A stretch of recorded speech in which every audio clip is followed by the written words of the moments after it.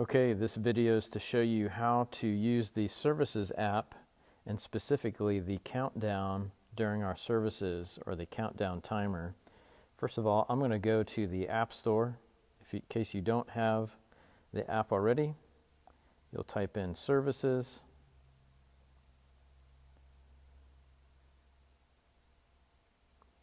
And this one right here, Planning Center Services, is what you want in the middle. And I already have that on my phone. So I'm going to go here. Actually, I'm going to close this out really quick and show you. So I have a folder. Here's my Services app on the top left. So that's what you're looking for. I'll tap on that. Let me go to Plans. You might come to this here. And notice I tapped Plans at the bottom of the screen. What you're looking for, in case you see this, is go to Worship. And then we're going to go to Sunday Service. And then I created a dummy service, if you will, here, July 16th, the second one, to show you what I'm looking at, because I needed a current timer. So now that we're looking at the actual service, notice here towards the middle bottom where it says Services Live, if I tap on that, now it brings up where we're at in the service. So you see right now we're on the sermon.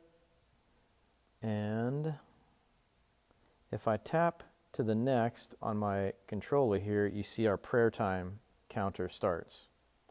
And you'll see the next thing is communion. So for example, if we have a communion week at the beginning of the month, especially if the elder isn't sure about the timing of the service, you can pull open this app.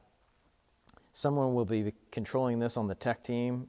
Most likely that'll be the role that I'm calling production manager, but even if not someone is in that position, then someone will be controlling it, possibly myself. The point is you can pull this up on your phone while you're sitting at your seat during this prayer time, and you can watch the counter to know when it's time for you to go for communion.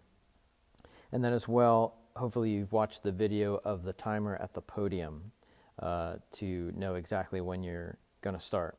Notice here at the bottom of the screen, we have communication windows. So we have like Cornerstone Church or just the Sunday service. I could type anything here like we are running late. And whoever done will hit send.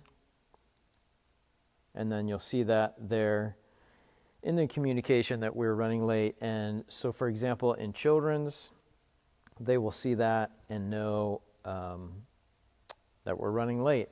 And as well, I'm going to encourage them to watch this video. So whether they're teachers in the children's, they don't have to necessarily have a live feed of the service. They can just pull up the timer and see where we're at. And you'll even see at the top there with the timer, it says service should end 49 minutes ahead. That's because I'm just doing this tutorial video, but it'll show you the timing there. So I encourage you to use that. If you want to get out of this view, in the top right, there's that arrow. Click that arrow, brings this down, hit the X, and now you're back. While I'm making this videos, I'm going to go back to that Services Live and just kind of go through some of the layouts. So again, you hit your arrow there, it brings down the layout. You can change it. I'll hit countdown full. You know, that's big. You probably don't want that. Just leave it on the normal.